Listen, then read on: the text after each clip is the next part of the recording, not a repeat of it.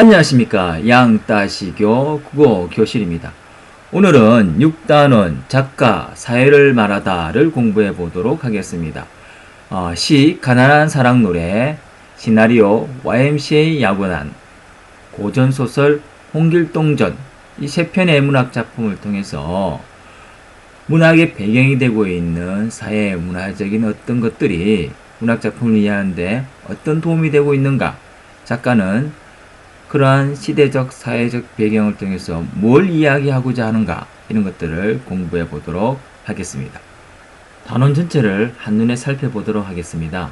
먼저 시 가난한 사랑 노래를 통해서 창작 배경으로서의 시대 상황 파악하기, 그 다음 시나리오 YMCA 야구단을 통해서 인물들의 말과 행동을 통해서 사회 문화적 역사적 상황 파악하기, 역시 홍길동전을 통해서 인물의 말과 행동, 인물들의 관계, 사건 등을 통해서 작품의 시대적 상황을 파악하기를 공부해 보도록 하겠습니다. 작가는 작품을 통해서 어떤 사회적인 문제를 이야기하고자 했고, 독자들은 작품의 배경이 되는 사회, 문화, 역사적인 상황을 파악할 때 어떻게 작품을 제대로 이해할 수 있는지 이 부분에 초점 맞추고 공부해 보도록 하겠습니다.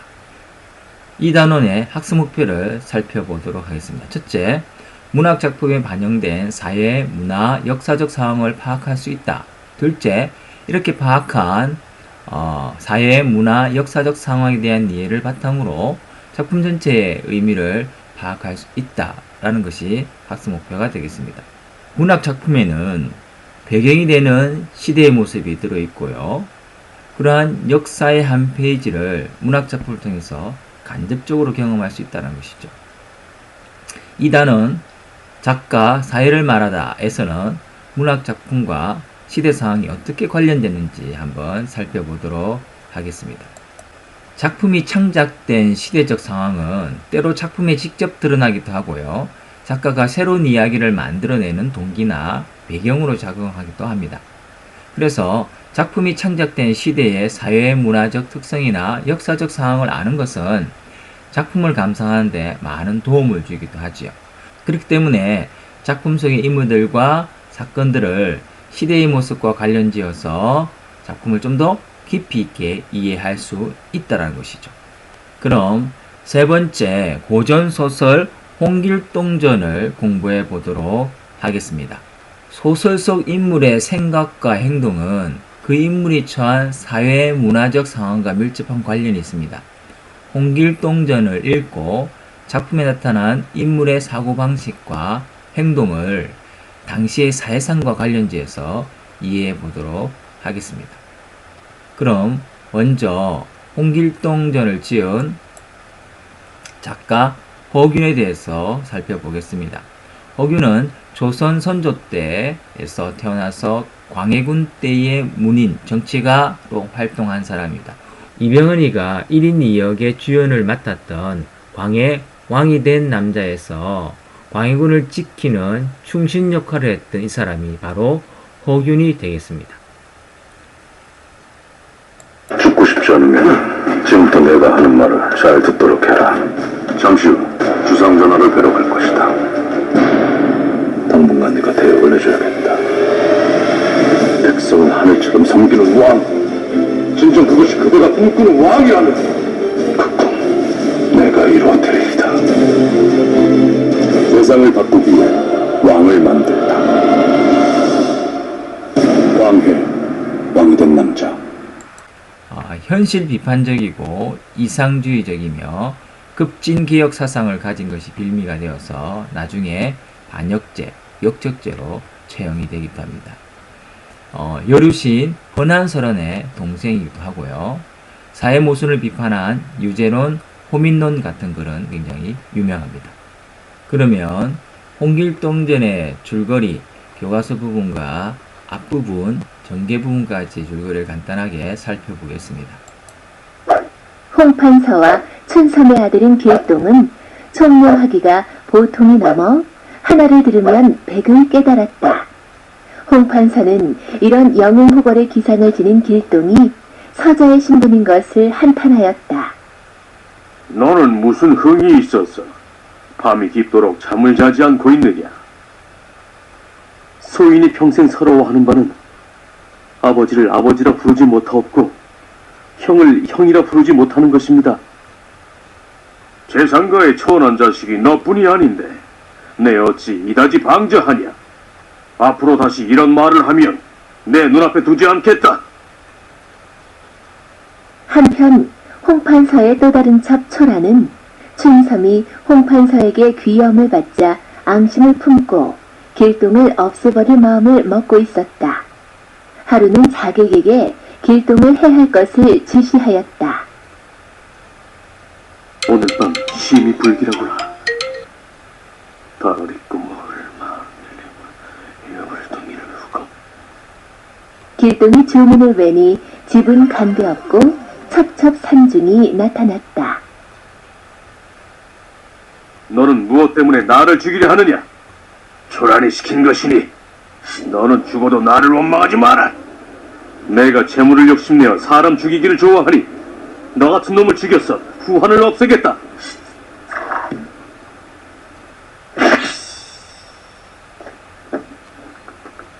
밤이 깊었는데 내 어찌 이렇게 방황하느냐? 도대체 무슨 일이 있기에 집을 버리고 가겠다는 것이냐?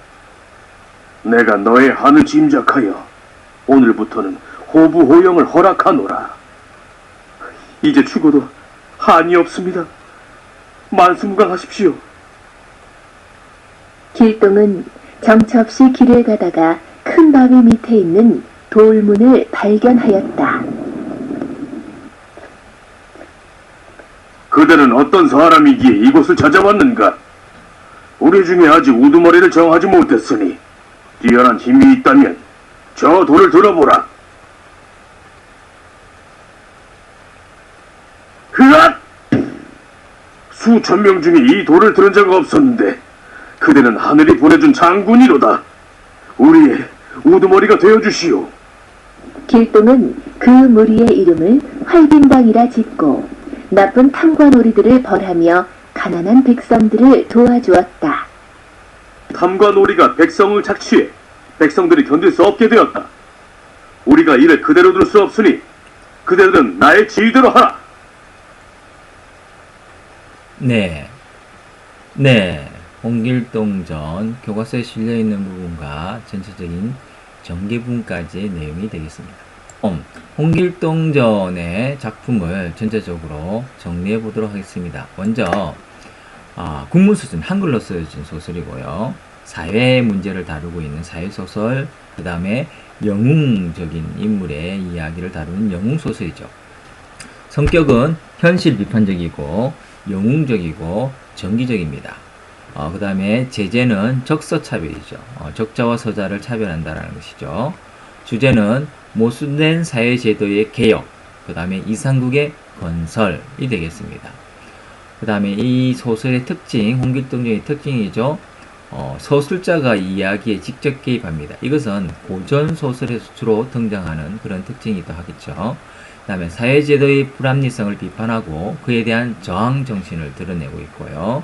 그 다음에 영웅의 일대기라는 서사적 구조가 드러나며 정기적 요소가 강하다라는 것이죠. 이 홍길동전의 의의는 우리나라 최초의 한글 소설이라는 거예요. 현존하는, 지금 발견된 것 중에서요. 그 다음에 조선시대에 구체적인 조선 사회의 모순을 비판하고 있는 사회소설이라는 것이죠. 이건 당시 목숨을 내놓지 않고는 이렇게 할 수 없는 대단한 그런 부분이라고 할 수 있겠습니다. 구운몽, 사시남정기 등의 후대 소설 창작에 영향을 주기도 합니다.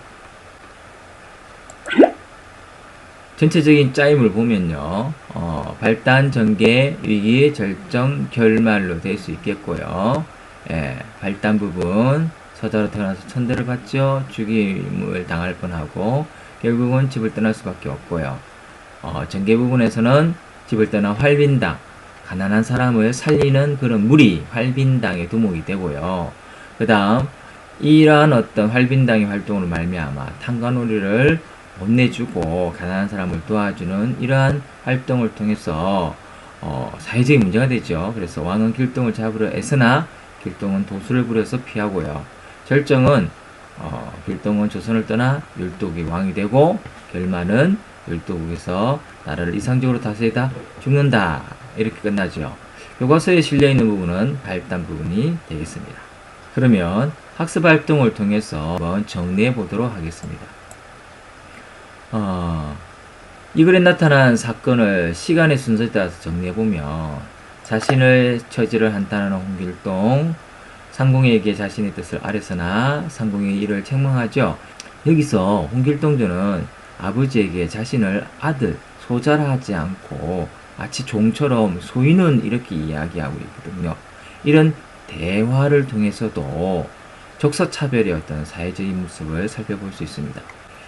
어머니에게 출가의 뜻을 밝히고 자신을 죽이려는 택자와 싸워서 그를 죽이고 결국 길동은 상공으로부터 호부형을 허락받고 집을 떠나는 것이죠.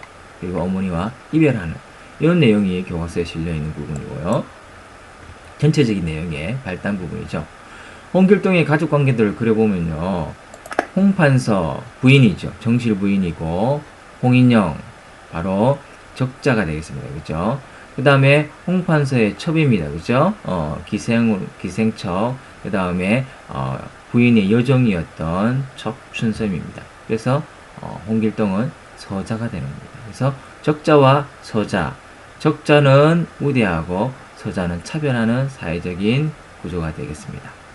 다음 길동의 말을 통해서 당시의 시대적 상황을 한번 추측해 보겠습니다. 기억해 보면 그죠? 그 다음에 미연입니다. 먼저 기억을 통해서 당시 사람들이 추구했던 것을 추측해 볼 수 있습니다. 그죠? 왜냐하면 공맹 이건 문을 뜻하고요. 병법과 무술 이거는 물을 뜻하죠. 그래서 공맹으로 하려고 하지만 안 되면 그 다음에는 병법 이거거든요. 문이 무보다 더 숭상되었음을 짐작할 수 있습니다. 니언을 통해서 길동이 처한 상황을 살펴보면 호부호영을 못하는 것이죠. 다시 말해서 길동은 홍판서가 시비와의 사이에서 낳은 자식이죠. 그 서자이기 때문에 자식으로 대접받지 못하고 있음을 알 수 있습니다. 니언과 같이 길동이 처한 상황을 알 수 있는 내용을 본문에서 더 찾아본다면 그래서 이를 통해서 시대적 상황에 대해서 우리가 또 이야기해 볼 수 있다면 홍판서가 이야기하기를 너밖에 그런 거 아니지 않느냐 이렇게 이야기하고 있죠. 다시 말해서 조선 사이에 길동과 같은 서자들이 많고 그런 서자들이 차별받았다는 것이 당연하다 이런 식으로 이야기하고 있는 것을 볼 수 있습니다. 다음은 홍길동전의 작가가 당시 그러니까 호균이죠. 호균이 당시 사회에 대해서 인식하고 있던 바의 내용을 유제론이라는 글에서 자신이 이야기를 하고 있거든요. 인재를 사용하는 부분에 대해서 이야기하는 거예요. 이 글에서 작가가 비판하고 있는 것이 무엇인지를 한번 살펴보도록 합시다. 먼저 요거를 읽어야 되겠고요. 능력보다는 신분을 중시하여서 인재를 등용하는 당시 현실에 대해서 비판합니다. 아주 능력이 많은 사람이지만 서자라는 출신 때문에 차별하는 것은 문제다. 따라서 적서 차별하는 것은 문제다. 능력, 신분보다는 능력을 가지고 인재를 써야 된다. 이런 이야기를 하고 있는 것이죠. 이 유제론이라는 글을 통해서 작가가 홍길동전을 쓴 의도를 추측해 볼 수 있어요. 잘못된 인재 등용 제도로 인해서 뛰어난 재주가 있는 사람이 인재로 등용되지 못하는 당대의 모순을 비판하고 있고요. 그 문제를 적극적으로 해결하기 위해서 이 소설을 쓰고 있는 것은 아닌가 이런 생각을 해볼 수 있습니다. 작가 사회를 말하고 있는 것이죠. 이 부분은요. 홍명이라는 작가의 임꺽정이라는 조선시대에 아주 유명한 화적패였던 임꺽정을 주인공으로 해서 쓴 소설이 되겠습니다. 역시 여기서도 당시 어떤 천민은 차별하고 양반은 우대하는 그런 신분제의 어떤 모순을 이야기하고 있습니다. 그럼 전체적으로 홍길동전을 한번 정리해 보도록 하겠습니다. 홍길동전의 이야기 전개를 떠올리면서 빈칸을 채워봅시다. 홍판서의 서자로 태어나죠. 그래서 아버지를 아버지라 부르지 못해요. 하지만 총명하고 도술에 능하고 능력이 출중해요. 그러다 보니까 더욱더 주변의 음모로 생명의 위협까지도 받아요. 어쩔 수 없이 도술로 자격을 죽이고 위기를 벗어나지만 또 이것이 위기가 되어서 집을 떠날 수밖에 없게 되는 것이죠. 빈칸을 한번 채워볼까요? 예. 왜 그렇죠? 예, 서자로 태어나게 된 적서차별입니다. 그렇죠? 홍판서의 부인과 그 아들까지도 초란의 음모에 속아서 길동을 죽여도 좋다고 생각한 것은 적서차별의식과 관련이 있죠. 초란이나 춘섬 등의 인물은 홍길동전에 쓰인 시대 상황에 관한 정보를 제공합니다. 마지막으로 인물들의 말, 행동, 관계, 사건 등을 통해서 작품 속의 시대 상황을 파악할 수 있습니다. 그리고 이러한 시대 상황에 대한 정보를 바탕으로 작품을 좀 더 잘 이해할 수 있고 작가가 무엇을 이야기하고자 하는지를 잘 찾아낼 수 있다라는 겁니다. 네, 수고하셨습니다. 이것으로서 작가 사회를 말하다 세 번째 홍길동전을 마치도록 하겠습니다.